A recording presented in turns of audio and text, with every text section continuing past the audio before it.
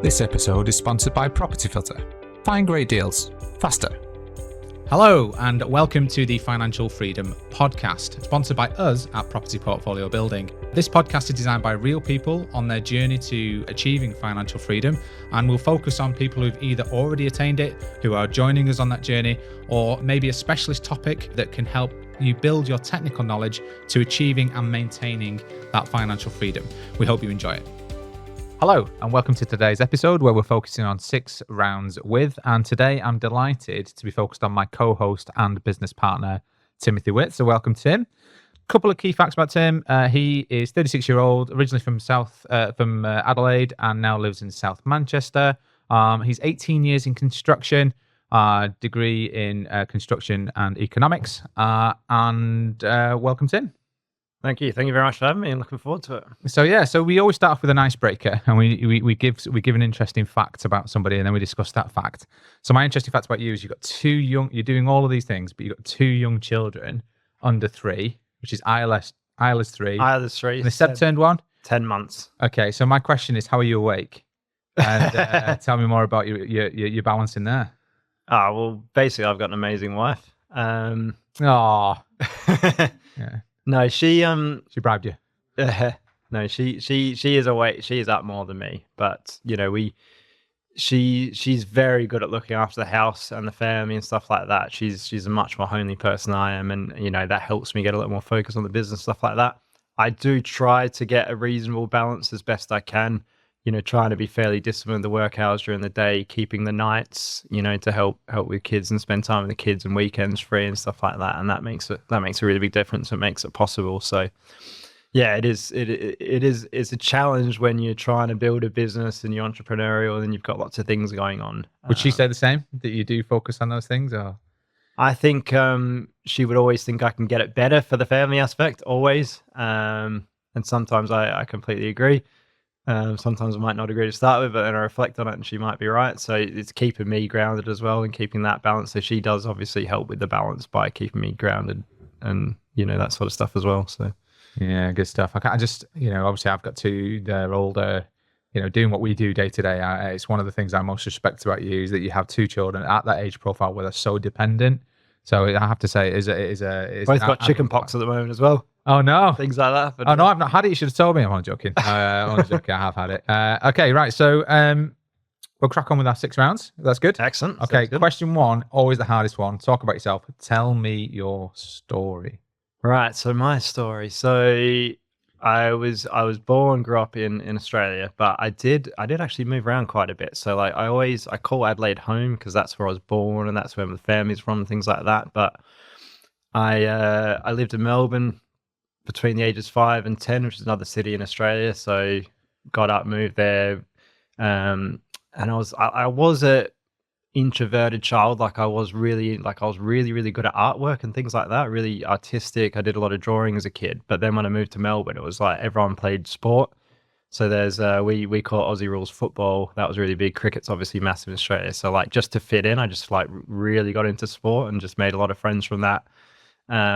We moved back to Adelaide, then we ended up moving to Sydney for a bit. Obviously everyone knows Sydney here, major city in Australia, so I lived there for a bit. So I did move around quite a bit. Then eventually moved back to Adelaide. I actually never had a passport till I was 20, so I was in Australia my whole life till I was 20, and that probably is what, you know, got me thinking about moving to other countries and traveling and stuff like that. But I've got a really good passion for, like, you know, traveling and exploring other places, other cultures and stuff like that. So yeah, I lived and studied in New York for 6 months, which was an interesting experience, a good experience. So that was good fun, but drunk a lot of beer and played a lot of beer pong in that time, basically. But it was good fun. And I played lacrosse. So I played a sport called lacrosse. So I had a scholarship to play that as well. And then, you know, I worked project management in Adelaide when I got back after that, finished my university degree for building contractors, basically lots of different projects. We need to talk about lacrosse for a moment. Yeah. Right, because it's different. Different to what? So you playing lacrosse versus what they have in primary and high school here is very, very different sports. Right. So do you want to tell people a little bit about what lacrosse is that you played? Because we're talking plastic nets, plastic yeah. catches stuff. So lacrosse, the main form of lacrosse, like field lacrosse, is played like a grass pitch, similar size to like a football size pitch you'd have here. But the goals are set in from the end lines, a bit like ice hockey. And it's basically you throw the ball in the air in the sticks, and they're not plastic; they're sort of netted, and it's quite physical. So it's a bit like ice hockey where you can check and hit each other and stuff like that. And that's the fundamental thing that people don't recognise about lacrosse, because it's not outside of the UK. It's not. We don't really have it here. I mean, it is. You can actually find leagues, as you know, because we try to find some, but we don't really. I did play have it when I moved in that context, because you, like you said, you can. It's full blooded, right? You can hit people hard, right? Yeah. But you got the equipment and stuff, like you got helmets and gloves and stuff like that. But so it is quite physical. So yeah, I was moved to the UK in 2014. So I was 27 years old. Just wanted to do something different For the weather. For the rain, definitely not for the weather. Yeah, for an Aussie, it's just to get out, experience different culture, travel a bit and stuff like that. And I just said I'll live here a minimum a year. Which bar did you work in? Well, no, that was one of my key things, because I was like, I'm not moving to London and I'm not working in a bar, because that's like literally what every Aussie does that comes over. So I'm like, obviously I was a bit experienced, so I was pretty comfortable I'd get a job in some sort of project management role. Got a job working consultant for developers, big development projects and stuff like that. And like, I was like, first I rented a room that was like £500 a month where I shared a bathroom. I'm like, geez, that's expensive. But like, that was the market rate and I couldn't believe it. I'm like, yeah, he's making good money out of this. Yeah. And then I met my wife. Like, I hadn't been to Manchester. I did a bit of travel around Europe and other parts of the UK and stuff like that. And then I moved up to the UK, into Manchester, and I met Amy fairly soon after. And yeah, we eventually moved out together and lived in a flat in Sale, which is where we live now. And again, that was quite pricey. I'm like, and I was just doing the simple maths. I'm like, yeah, these landlords are making potentially a bit of cash flow here. But so that I think that's what got me thinking about property, because I was interested in building property, working in it, in those environments and things like that. But I just hadn't got to the point that I was investing myself. I became an accidental landlord because I'd left my property in Australia and it's still rented out at the moment. So I kept that one. But yeah, I wanted to. It's funny, isn't it? Where there's so many construction professionals out there. Yeah. And very few of them actually own property. Yeah. And that's because they're doing that as their job. So like, as a project manager, I was good at delivering projects and doing that job, but I didn't think like a business owner, I didn't think like an investor or anything like that. And I had to learn those skills. So yeah, eventually, 2017, myself and Amy, we bought our first property together to live in. And I learned the buy, refurbish, refinance model by basically buying it for a good price that was, in a location we liked because it was cluttery and stinky, adding a bit of value to it by spending £5,000 on it, and then increasing the value and then raising equity from that, basically. And that kicked off, an investment journey that I got on that went in, really started in 2018 through to now, where I built, quite a large property portfolio, all with small scale development projects.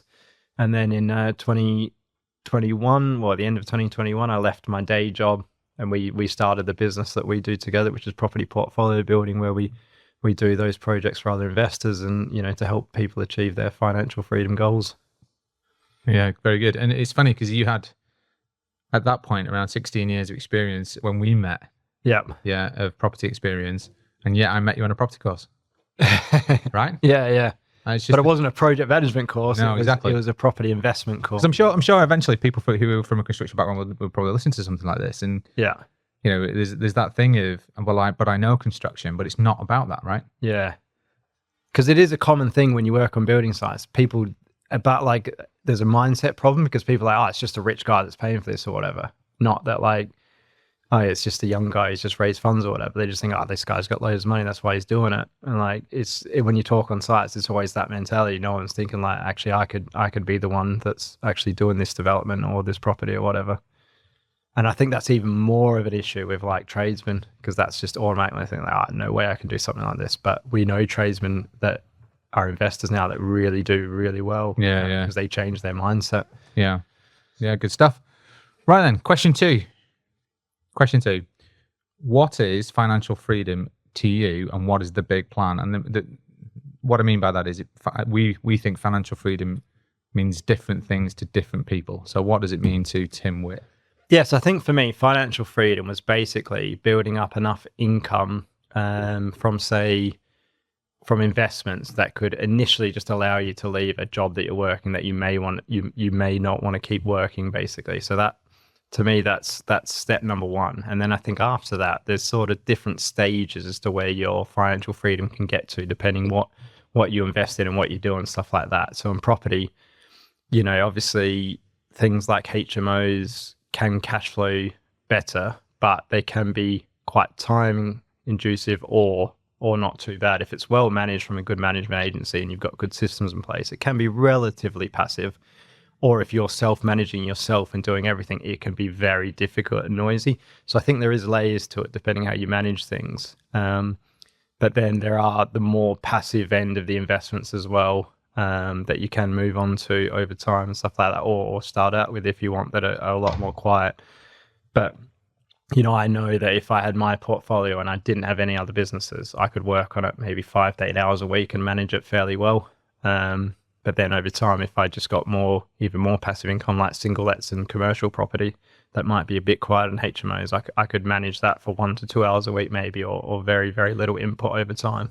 I think that's where some people fundamentally fall down, is the difference between an active asset and a passive asset. And nothing is passive in true passiveness, which is in property, but there's a very different position between those two things.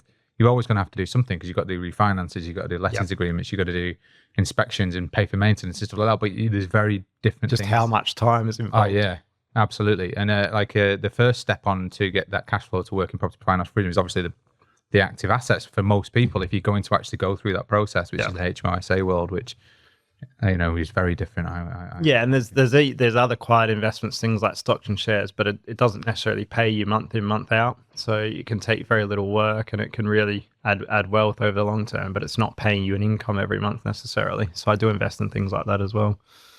What do you think might stop you from achieving and or overachieving and or sustaining your financial freedom? It's understanding what you're trying to achieve and how much time you can put into it. Because I do think like you can literally achieve anything you want to do, but you can't do everything. So when you're trying to do too many things, that will stop you from doing one core thing sometimes. So sometimes, a lot of the time, it is yourself, because I'm like, I can do this and I can do that and I can do that. And then, like you said, trying to get that balance for the family as well. And that can stop you just achieving the one key thing or the main thing you're trying to achieve a lot of the time. And one of the key things about financial freedom is what it means to people is the difference between financial freedom and retirement. Yeah. So what does that look like to you? What does retirement look like for Tim? Yeah. So with one of my key goals when I was looking at financial freedom was like a time related thing. So obviously I was moving to the point that I was having a young family, so I wanted to make sure the balance was there for that. But also because I'm from Australia, from a different country, I wanted the flexibility to either go home at any time or to spend like a summer each year with my family and friends there and stuff like that. So that was really important from that aspect. As far as retirement goes, I think what happens is when you get close to the point that you can retire, you realize that you don't really want to, and you want to just choose the things that you want to do and make you have value and like be productive and stuff like that. So I think even when November to January I was in Australia for 2.5 months and we were going to beaches and wineries and stuff like that, I did actually miss the business aspect and like the things that you do day to day, because we enjoy doing that business. So it's I think I spoke to you. I was sat on my desk. I'd just come back from a viewing, and I remember I spoke to you, and you clearly said to me, "I've just been back from the beach, but I'm starting to get ready to come home now." And I was thinking to myself, "Hang on, I've just been out in the pouring rain in December to view a property which was run down and full of pigeon muck, and your issue is being on a beach." It's the activity of your mind and your brain, I think, because you're doing those things and like you're spending a lot of time with kids and stuff like that when you used to like running a business or like you're doing a lot of investing and property related things. It's also not a holiday when you got 2 kids under 3, right? So no, it wasn't a relaxing holiday, that's for sure. Definitely wasn't a relaxing holiday, but it was great to do. Yeah, good stuff. So question 3. What does a typical day look like for Tim Witt? Yeah, so I think there's probably 2 days here. There's one that, like, if it was completely just up to me, what it would be, and then the other with having 2 young kids. So at the moment, like I said before, Amy's probably up much more during the night with the young kids and stuff like that at the moment. So generally what we do is like Seb will be up 6 a.m. in the morning. He's up ready to go. So I'll take him, and then 10 minutes later I'll probably wake up. So then, we'll go downstairs and, be good, let Amy sleep for a good hour and a half or something like that before I look at anything else. And then that's, I might start work at more like a 7:45 or something like that. And I'm really quite efficient in the morning, like doing my best work in the morning. So I focus, depending on the time of the year, but I focus my really important things that I think can push things forward in the morning as priority tasks. I won't schedule in, and you know this, but like client calls or like onboarding calls and sales calls or like catch ups with clients and things like that. I won't schedule any of them into after lunch for the afternoon. So when my brain's a bit tired or, whatever through the day, we'll have more of those sort of things later. But and then, depending on the time of year, because, autumn, as you know, we look at strategy and cave time and things like that. So I'll dedicate a lot more time in the mornings to do a bit of journaling for those sort of things. Or if it's in winter and we're doing winter hit list stuff to improve the business, I'll focus on those things. So it will change a bit throughout the year. So this language is going to mean things to certain people. Yeah. I'm going to pick you up on those two items. What is cave time? So cave time is basically where you're doing some journal work. You're sitting in a room. It's like a cave basically, and it's just you in that room in a quiet space, and you can think about what you want to do or solve problems, or just generally sort of, it could be meditation as well, I suppose, but a lot of time it's journaling, writing things down. And sometimes I'm fairly strategic and go, these are the things I want to go through and think about and plan for to get a strategy in place. So if we're working towards a strategy for our business or our investments or our personal life and the targets you want to achieve, you want to sit and think, is like, what I want to achieve, why do I want to achieve it, is that important? Reflect on things that are like learnings or things that have gone wrong you don't have a solution for. If you sit in those rooms on your own, you'll like sort it out in like 10-15 minutes and go, oh, this is just what we need to do. Whereas when you're in the noise of the day-to-day of phone calls and emails and WhatsApps, it can be very difficult to do. Stop the podcast now. This episode is sponsored by Property Filter. Property Filter is the #1 property tool for today's property professional. It brings in all the data points and sources from all the property portals and auction sites into one convenient place. Then you have the option to overlay all the clever strategies found in the Property Filter blueprint to find motivated sellers faster. Now, we use it on a daily basis. It saves us over 80% of our time when looking for properties. And if that sounds like something that you want in your lives, please go to register.property-filter.co.uk/PPB, which is the discount code for this podcast. You will get 2 weeks free and a discount on your first month. That's it from me. Back to the podcast. I think when I look at other podcasts and other interviews and you look at some of the business leaders in the world, they've always got this time, right? Whatever it's called, we call it cave time because we went on a program that calls it cave time, basically.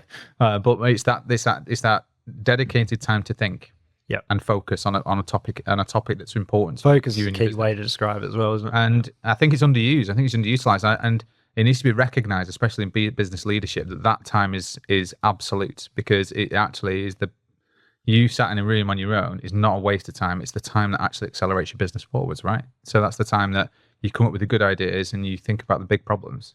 Yeah, you can't paint a masterpiece while running on the treadmill, isn't it? Is that the quote that we learn? And I don't know. I've not heard that one. I don't think you can't paint a masterpiece. You can't paint a masterpiece while running on the treadmill. I'd give it a bloody good go, It'd be something. It wouldn't look like anything. It might be a bit abstract. Yeah. Good. So, how do you motivate yourself? Because obviously you've got all of these distractions, right? So how are you motivating yourself on a daily basis? Yeah, I think I'm very structured with the strategy, and that always drives me forward.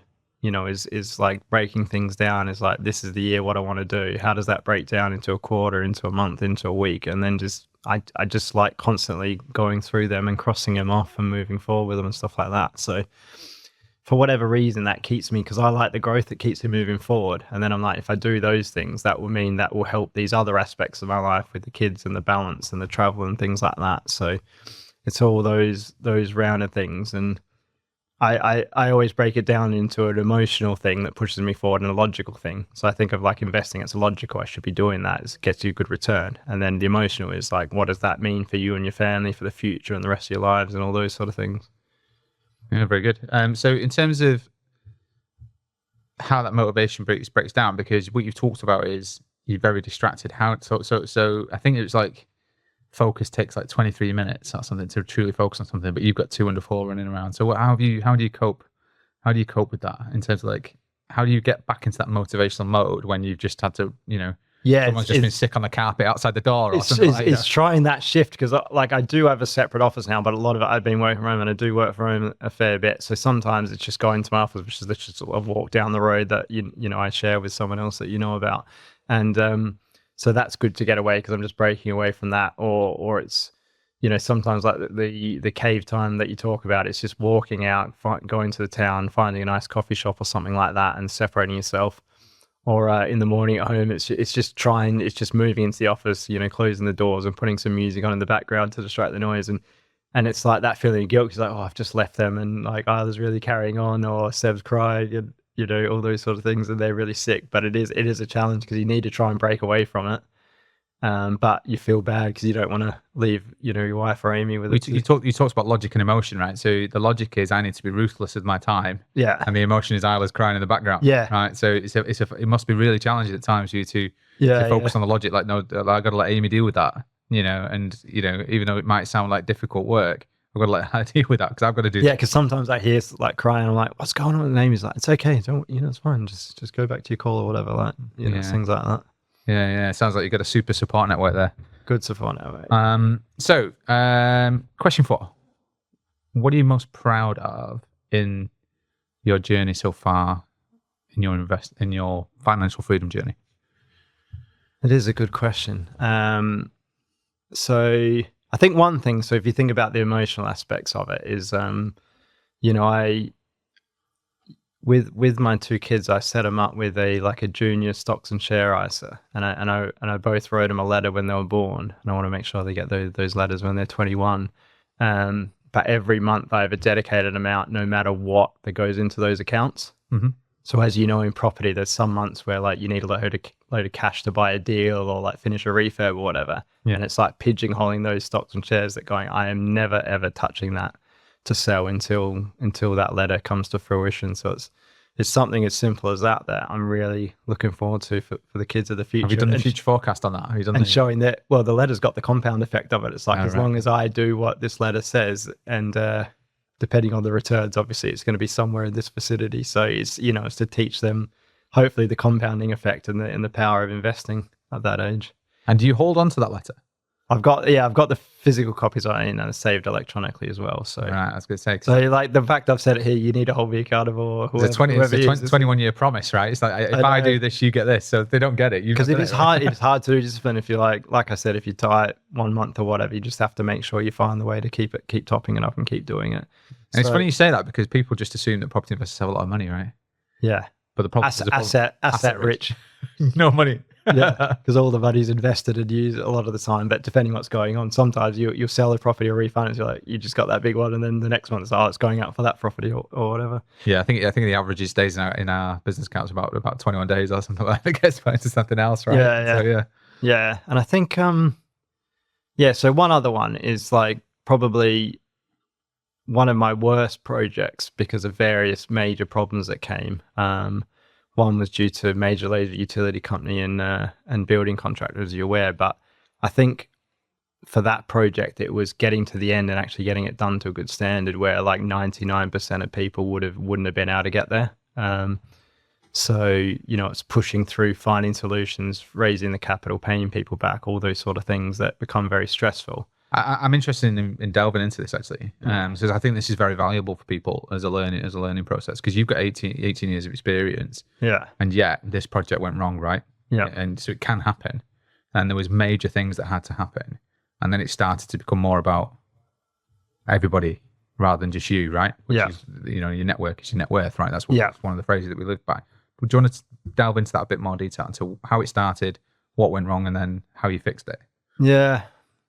I don't like talking about it too much, so it's a bit difficult for me, but I'll try my best. But I think initially when I got involved in it, I reluctantly took it on because someone seeked me out and I was very busy at the time. So I reluctantly took it on. And I did get it moving and I did get a builder on board and things like that, but I probably didn't do the extent that I would usually do in that circumstance. So maybe there was a bit of a risk from that aspect.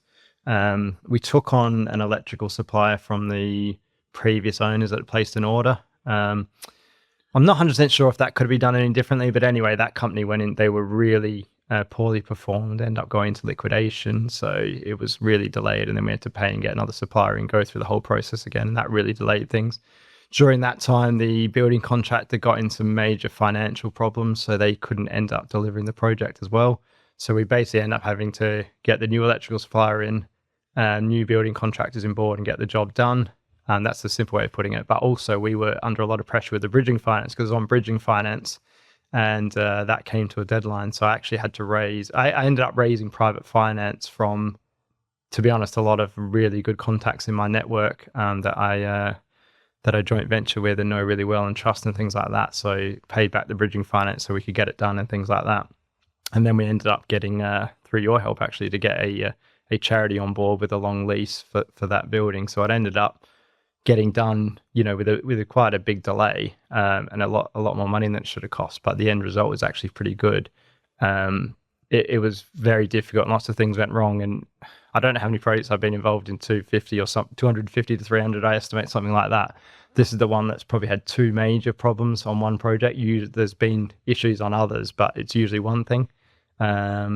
So this was unique in that way, but we found a way and got through it. And to me, that just shows like literally no matter what happens, you can solve it and get through it. You just have to work through it and do the best solution at the time. I think it comes down to like you're right to be proud of it, because sometimes it's not when it goes well, it's when it goes badly, right? Yeah. So and the true values of somebody, I believe, show when things aren't going right rather than when things do go right. So, and what you should be most proud, I think, of is that in that environment is you've got 18 years of experience, but you were willing to ask for help. Yeah. Because you never stop learning, right? But the experience is that you always need the help, I think. Yeah. And then B, you've spent all of that previous time developing your network and your communication and meeting people and all of those types of things. And it was almost within a week, right, of a bridging company, of knowing that this builder was going to walk off site. You knew you need to pay your bridging loan back, and you were able to and this is a 15 flat development, right? We're not going to talk about crass about finances and stuff like that, but it's a big job. Yeah, right? It's not a small job. So, and within a week, I think it was, you'd solve that problem. A few weeks.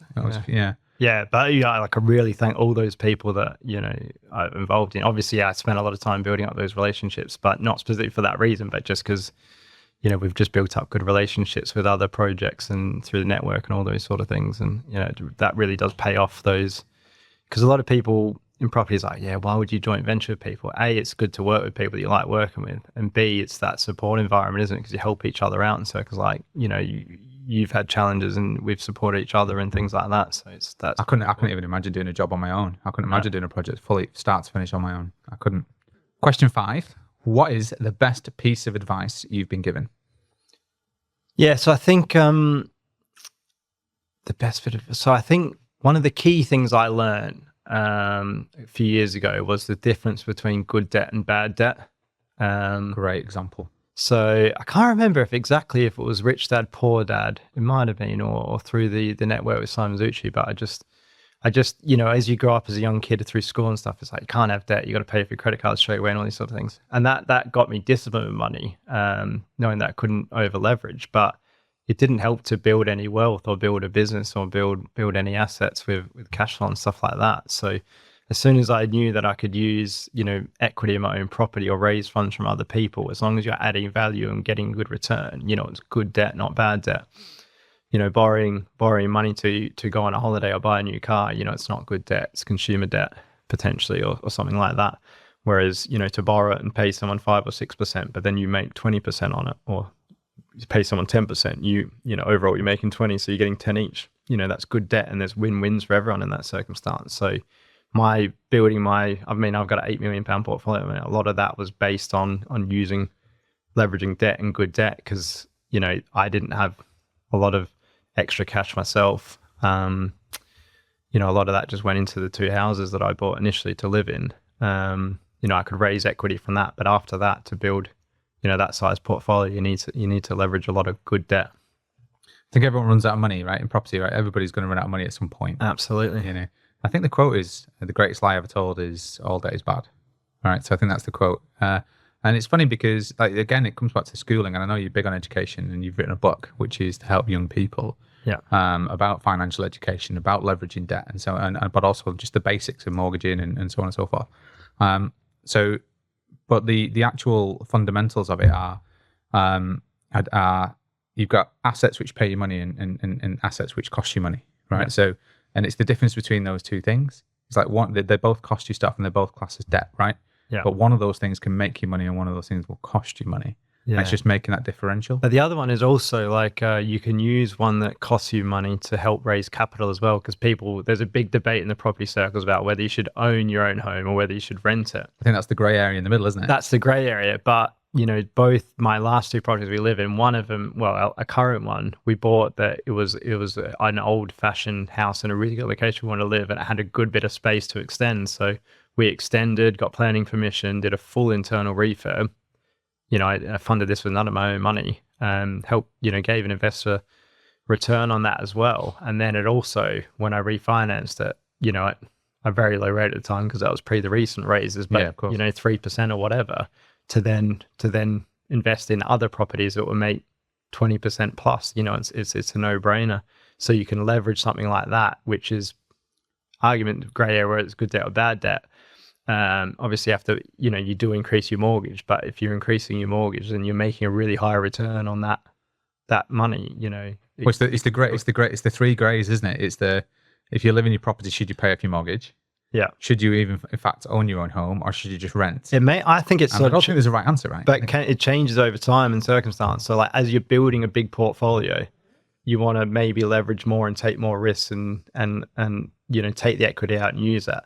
But then maybe as you get older, you're not building the portfolio anymore. Then you want to pay it down. Maybe it's a change. I think it can change over time, and it depends where you're at in that property investing journey, I suppose, as to what is the right thing to do. So there's no right answer. No right answer. Yes, because I know people who have got. It all depends. Who are very successful in property, hundreds of properties. They don't own their own home. And then I've got other people who are just always obsessed with paying off their own mortgage. And I don't think there's right. I think it's whatever is right for you, right? It's about life, about your life and what's right for you. I don't think there's right or wrong. No, as long as it works for you. And it depends what are you trying to achieve, like with that argument. And if it gets you to achieve something, then it's worth doing. Okay, so we're coming up to question 6, which is the final question, which is a previous guest question. So obviously we've got a lot of different guest questions that we get given, and you will leave us one for one of the future guests, if that's all right, before you leave today. Yeah, absolutely. So today's question is, what is the biggest goal you've achieved in your property journey? So I suppose it's a very simple one, but I really took my investing seriously from when COVID hit, basically. And I've had family health problems, all these sort of things, and like I said, I wanted flexibility. I didn't dislike my job, but I didn't like traveling, and I didn't like the lack of flexibility that surrounded it. So I had a really big goal to leave my day job at the end of 2021.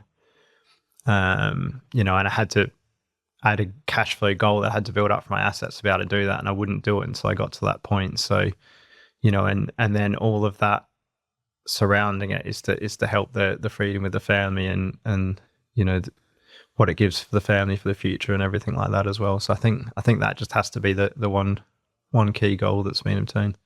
So that was your replaced salary. Was it full salary, or was it just to cover? Because I know mine was just to cover my bills. Because my salary was up here, my bills are down here. So how did you deal with that as a target? It was more, it started off probably salary, and then I just wanted to build it up a bit more. And then I wanted to be comfortable with, making sure that private investor always pays and stuff like that. So I built up a bit of buffer to cover all those things. Okay, there we have it. So 6 rounds with Tim Witt. I hope you've taken something away from this. And we look forward to welcoming you to the next episode. And we'll catch you on the next one. Thanks very much. Thanks for your time, Tim. Thanks very much for having me. Cheers. All right, take care. Thank you once again for joining us on the Financial Freedom Podcast, sponsored by us at Property Portfolio Building. If you want to get in touch with us about today's podcast or any of the learning topics that we've gone through today, you can email us at podcast@invest-prop.co.uk or get in touch with us with whichever your social media platform of choice is. If you think you would add value to us as a guest on this podcast, you can please get in touch and let us know what you would be able to talk to us about. Other than that, we wish you well on your financial freedom journeys. And once again, thank you for joining us, and we'll see you on the next one.